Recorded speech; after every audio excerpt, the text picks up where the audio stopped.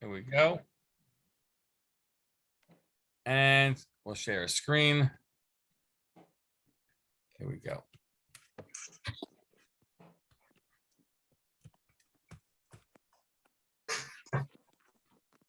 Okay. So last we were learning about the daughters of Tzlofchod. We spent some time in our previous class talking about their father, a little bit, what was Tzlofchod's story? Does he go from being, a very identifiable sinner to just someone who, like any other person, when they say he died with his sin, it means like anybody else dies with whatever sin they have. And it happens that he didn't have a child. That's how He got a son. and the end, Yehuda Levi seems to read it, and so now they continue. Let's read both phrases. Here we are. They're standing before Moshe and Aaron, Elazar, and all the leadership by the end of the meeting, and they say, "Avinu midbar, our father died in the wilderness. He wasn't amongst the assembly who had assembled against God, Barat Korach, and the assembly of Korach. He died in his own sin. Ubanim lo hayulo. He had no sons. Lama yigara shema avinu mitoch mishpachto. Why should our father's name be lost from amidst his family? Ki ein lo bain, just because he has no son. Tanalano achuza b'toch achei avinu. Give us a holding, an inheritance amongst our father's brethren. Right, Moshe brought their judgment before God. So 2 weeks ago, we spent a little bit of time. This is what we're going to spend a little more now. What it is to say that why the name of our father should be lost from amidst his family.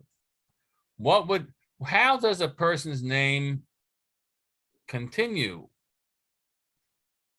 His sons take his name. Yeah. It continues with having sons with your name, and or it continues with what else? The other right? And the issue at hand is what? Having land, property, the family property. Those are the two ways in which a person's name kind of continues. This is, Martyr Ranch, Martyr Ranch, and I inherited it from my great grandfather, and I'm going to continue it down to my children, and that's in and of itself, the continuum to hold on to the family property, right? That's kind of what it is. I'll just actually pause for a second. I'm looking at our screen here. Each of you, none of you has family land, I don't think, right? Right, and each in your own circumstances. I'm going to just venture to say, they're conscious of even how we're describing this topic here right now. But what happens? So, is there any corrective? Is there any corrective for either of those realities? If there's no son born in his lifetime to the father. Let's start there. What's the corrective if there's no son born to a man in his lifetime? We don't practice it. Well, nowadays women keep their maiden name. Yeah, I know, but I'm going to specifically the Torah's. I'll give you the scenario: a man dies with no sons, no children. Excuse me. And the wife has to marry the brother, supposedly. The wife marries, correct, marries the brother of the husband. That's referred to as yibum, as levirate marriage. Unless they have a Hesaliah. Where they what? Oh, I don't know. I can't pronounce it right. It begins with the H. They do. Yeah, they do chalitza. Chalitza is the way, because we don't carry out levirate marriage, right? We don't do it anymore, but that was the practice. And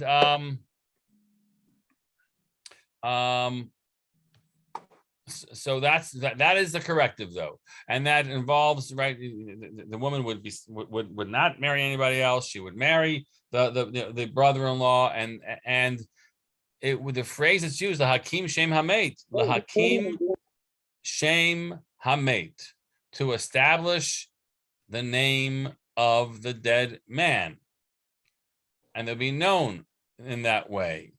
I meant to pull this up. Let's see. So that's part one. We'll come back to it in a second. That's part one. Part two. If we talk about the other way in which a person has continuum, one is that they have sons, and the other is that they have family property which stays in the family. So, what happens if property leaves the family? In the earliest biblical scenario, how could property leave a family?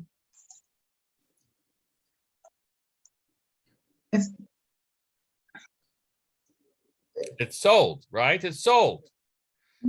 So what does the Torah establish for that situation in which a person sells family land?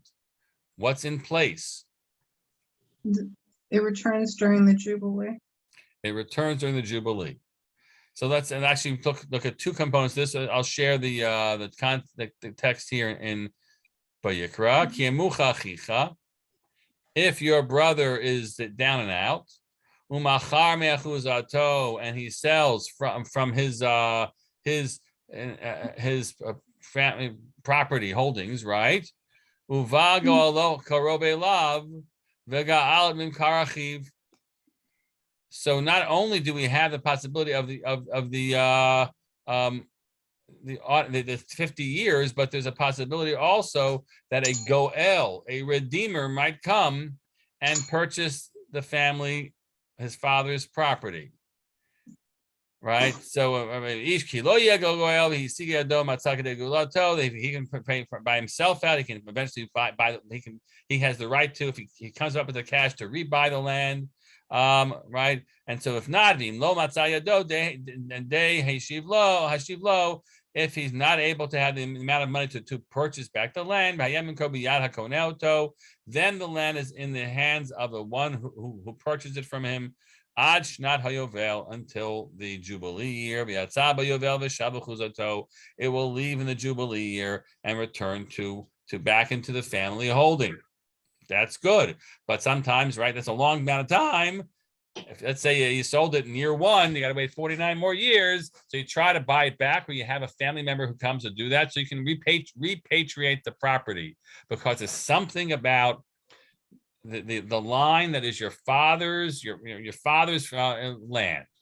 So those are things that we have taking place here. Let's take a look for a moment at psukim, and they actually appear in Megillat Ruth. We'll see how they come together. Hold on. Samuel, read it for us. This is chapter 4 of Megillat Ruth. Okay, so when the Redeemer said to Boaz, "Acquire for yourself," he drew off his sandal.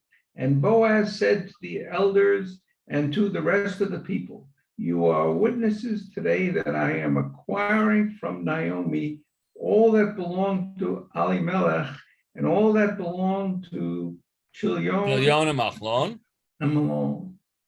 I am also acquiring Ruth, the Moabite, the wife of Mahlon, as my wife, so as to perpetuate the name of the deceased upon his estate, that the name of the deceased may not disappear from among his kinsmen and from the gate of his hometown. You are witnesses today." Give me 1 second. Someone's ringing the doorbell. 1 second.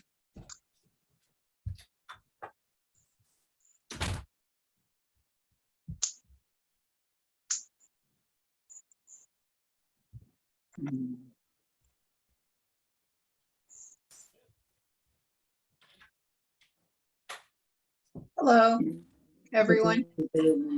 Okay, I am back.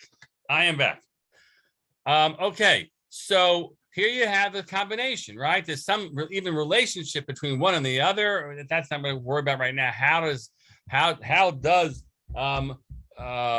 Boaz acquire Ruth as if she were his wife and all this? Not concerned all the details, but you see the convergence of the two, and then the child is born, and right, and it's it is the continuum. So this is where I want to bring us, and I want to thank Rabbi Elchanan Samet for kind of how he puts this together. These are the ways in which there is a corrective. If someone dies and he has no child, his name can continue because there can be yibum. If someone has family property that would kind of leave and you no longer have the family estate can return.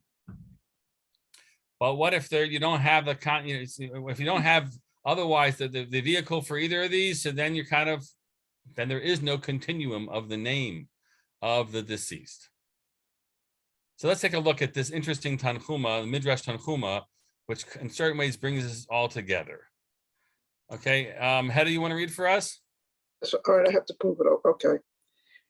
Greatness for them and greatness for the Makir and Menashe and Yosef, that it was such that wise, righteous women emerged from them. And what was the wisdom? For they spoke according to the moment. Moshe was involved in the topic of inheritance, as it says, prior to these, the land shall be apportioned. They said to him, if we are like a son, then let us inherit like the son would. And if, all right, I can't, wait a minute, I have to take you off. And if we are not, then let our mother have a levirate marriage. Immediately after this, and Moshe brought their case before God. So they say, here's a convergence, right? What do you consider us like? If we're like sons, then we should inherit. And if we're not like sons, then why wouldn't you let our mother have yibum? And if she has yibum, then she'll have a child, and it'll be in the name of the father. Of course, we have to presume that the mother is still a young woman, right? But young enough to have more children. But then, so at least somehow or another, there'll be a continuum of his name, and that's what they are. Their focus really is the continuum of the name of their father. Here, I quote you in Tziv, who says the following. Beneath, I didn't translate it.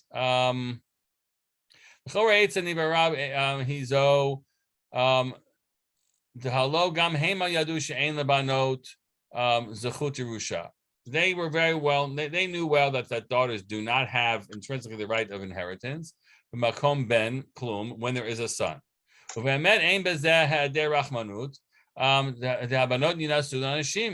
for themselves, they're not going to be afzaras. They won't be down and out. There won't be a lack of mercy for them, because they'll marry somebody and they will live with their husband's wealth. Elahachi perusho that tsar gadol hu kishiroim nachalad abotav netunot lazar. There's just something that is a terrible anguish when you see that what should be your family property, inheritance, estate, go off to a stranger. That is a sense of deep loss for the continuum of the family. And the father's name is kind of just lost forever from the inheritance. And so that's the if there is no son and strangers are eating this, is a tremendous angst and terrible feeling. That's what's driving this. So they come at this and they make a very sharp point to Moshe. Decide, we want to make sure our father's name continues. Either we can inherit or find another way to get my mother, children, and with the family line and continue our father's name one way or the other. Okay, so what's the decision? Sam wanted to know last week. No, what's the decision? So let's take a look at the decision that's offered. Let's go back to there. Hold on, this is in the way. Why is this in the way? How do I get this off the screen? Get off the screen. 82 degrees. What? It's 82 degrees. It is 82 degrees. How does that's got pulled from the side? I know how to get rid of it. Oh, yeah. Okay. That's cute. Press escape. There's nothing I can do. There's no negative escape. Oh, Sam. Yeah. Wow, computer expert. Okay. Here we are. Vayom Adonai Moshe lemor Cain benot Tzlofchod dovrot. Correct. Yes, have the daughters of Tzlofchod spoken. Naton titain lahem achuzat nachala b'toch achei avihem. Most certainly, naton titain. Most certainly, you should give to them the holding of hereditary holding amongst their father's clan, kinsmen. And you should transfer the holdings, your father's share, to them. Wow. Who Wow. could imagine such a surprise decision? The El B'nai said to the B'nai More, and you should tell the following to the children of Israel. So that you'll say, this is a very narrow decision. I'm paskening for these girls in this situation. But no, this is case law that should be understood to be a new principle. If a man dies and he has no son, then you give it to his daughter. If he has a daughter, then you give it to his brothers. If he has no brothers, then you give it to, excuse me, to other family brothers, right? To his father's brother, excuse me. Then you go to even that doesn't happen. His father didn't have family. You give it to the closest family member, from the family, and they will inherit it. That's the rules. That should be the set statute and a law to follow as God had commanded Moshe. Until the Supreme Court comes along and changes it. So this is a very sweeping, and only because the question is posed. But now we are indeed going to establish this, that the daughters will inherit, and that's part of. And again, their angle had been our father's name will be lost, and now the father's name will not be lost. Either they will inherit, or other family members will inherit. And if you think about it, right, when the land of Israel divided by tribes, it was also divided by clans within the tribe, and so you keep it as close to the clans, so the property lines are property of the larger clan within the larger family are held together. We're trying to keep some integrity to the possessions that relate to the family line. Okay, so this is all beautiful, Shalom Yisrael, everything is great until this is chapter 27, chapter 36. They marry out. Now, is this when they marry out? They can't marry out of the clan. Vayikrevu, you're so good, Hedda. Vayikrevu Rashi Mishpachat B'nei Gilad B'Machir Ben Menashe Mishpachat Ben Yosef. The family, right? That means Tzlofchod's like a family, close family. They all gathered. And they spoke before Moshe and before the chieftains, right? The leaders, the heads of the family line of the children of Israel. And they said,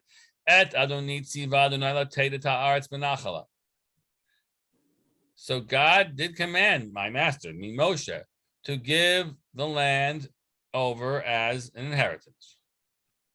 Begoral, Livnei Yisrael, through a lottery to all the children of Israel.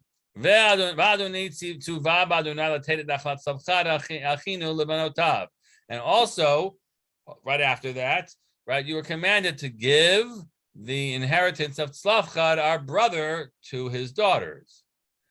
Now, what we're worried about?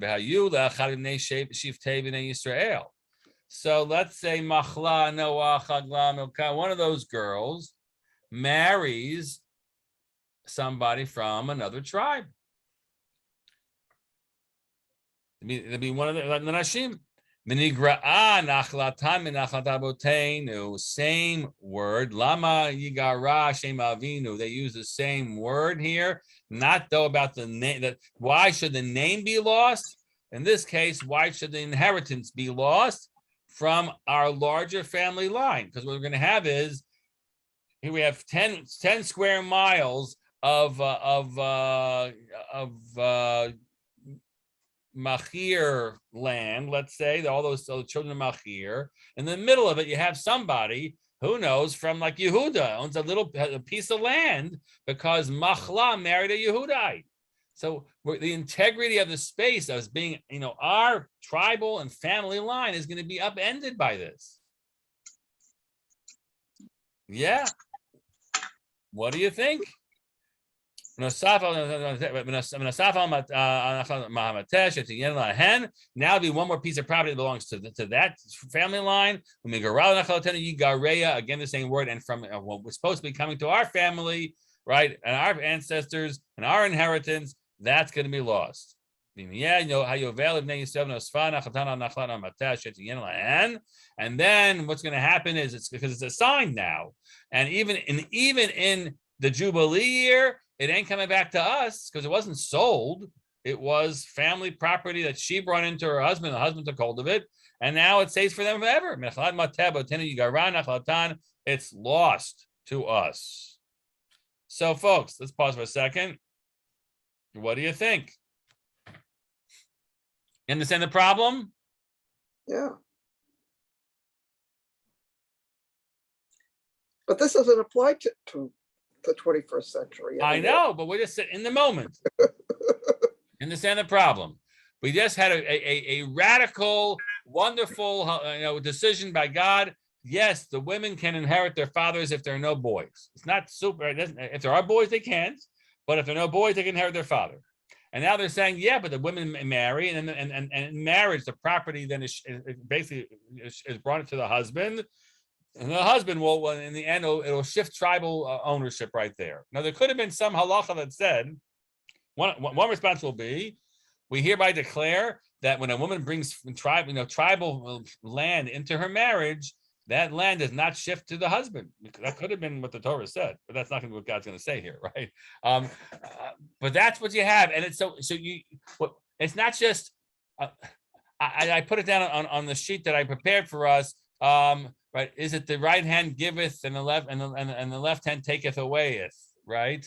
That's like thanks a lot. So when 10 chapters later, we lost every right you gave us. That's what's happened here. So but on the other hand, the tribes has a rightful concern. I feel for her. I feel for all these 5 girls, and I understand the fathers, blah, blah, blah, blah, right? But you understand that your decision for these individuals impacts all of us. We got a problem here. Moshe, solve it. They're not saying stop it, but solve it. So what's the resolution? The girls have to stay within the clan. Which can cause problems later. How to say it more directly, right? What's the rules? They have to stay within the clan, What are you within saying? the group, within the tribe. Yeah, so stay within means Marry within. they have Marry to within. marry their cousins, right? And that can cause problems later. Right, we're gonna be dealing with an Appalachian Mountain, inbreeding problem. I don't know. And if the family, they don't have to marry their first cousins. They can marry within. It's a large tribe. 50,000, 60. Well, I know. What look back at the Menashe numbers, but it's a large tribe. But the more limited pool. They don't have 12 tribes with. Why is this happening? What? Why is it running out of time on my account? Oh my. All right, we have 10 more minutes. All right, we'll have 10 minutes. We'll do it in 10 minutes. But why? I have an unlimited account, I thought. Huh. This will be dealt with later. I have to go to Moshe and demand that he make this just. Okay, so why? So they can't marry the entire tribal pool. They have 1/12 of a marriage pool that they can choose from. So is that fair? Let's see. Let's see the answer. Let's see the answer. Hold on. Is it required or is it? Also good. Vayitzav Moshe b'nei Yisrael al pi Adonai lemor kein mateh b'nei Yosef tovrim. Right, the language is a perfect parallel. Kein b'not Tzlofchod dovrot, kein mateh b'nei Yosef tovrim. Moshe says, Al pi Hashem. He's not offering his own decision. This is by God's dictate that yes, the children of Yosef have spoken correctly. This is the matter which God has instructed. He's commanded the daughters of Tzlofchod, saying, "La tov einehem tiyen l'nashim." Whoever is good in their eyes, they can choose to be married to his wives. But just it has to be a smaller pool from their father's family line. That tribe.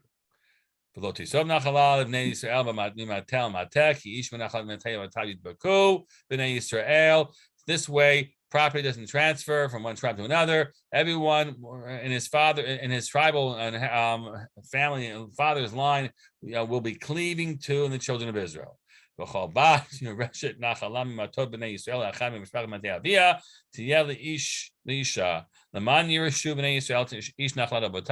Now we brought it out, not just to them, but anybody else in the same scenario, the same rules. Right? It should not get pulled into some other tribal property.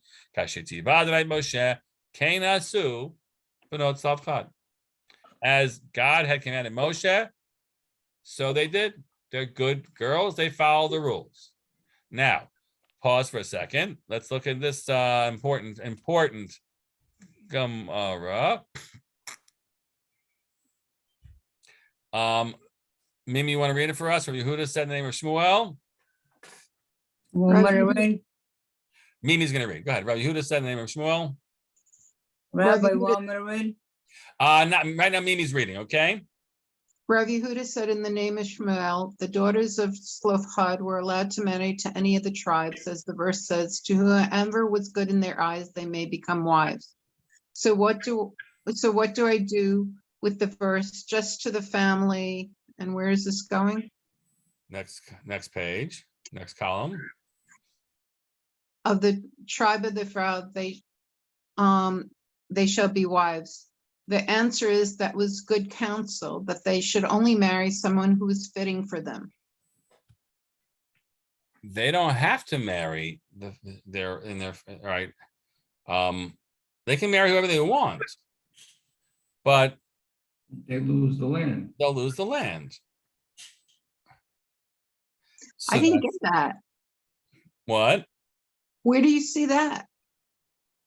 No, I mean, The daughters of Tzlofchod were allowed to marry to any of the tribes, and that's the verse means whoever was good in their eyes, they may become wives. So what do I do with the verse? Just when the Torah says just the family of the tribe they shall be wives. So we're just giving Eitzah Tova that they should pick somebody else, but they don't. I take it back. It's not clear. Let's go back to the Gemara for a second. I have to catch myself. Yeah.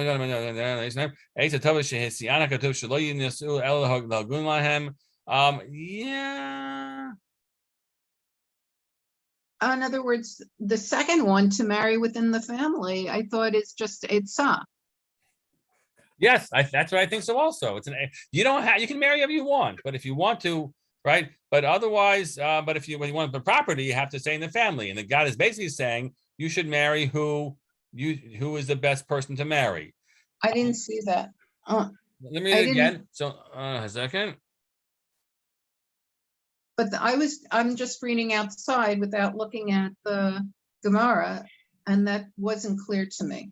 All right. So, but he seems to say, "Who truly he not say l'chol hashvatim." They are permitted. When God says, "Here's the command," it doesn't mean that they are forbidden to marry to other tribes. They're just they whatever they want to do. But there are choices that everything's going to have a price to pay, as it were, right? If there's nobody that's worth marrying in your tribe, then you make a decision. Do you say, I'm going to marry somebody who's not worth marrying so I can keep the property? Or do you say, I'll forgo the property and I'll go marry who I want, my sweetheart? Okay. That's, I think the upshot ultimately of Yehuda Shmuel's teaching. So what do? So the Torah says, Kenasu b'nei Tzlofchod, as God commanded, so they did. Says the Seforno, They endeavored to conform to the will of their creator, Tzuvat Moshe, as Moshe had commanded. Oh, actually, Moshe was commanded, not because they had desire for these whom they married. They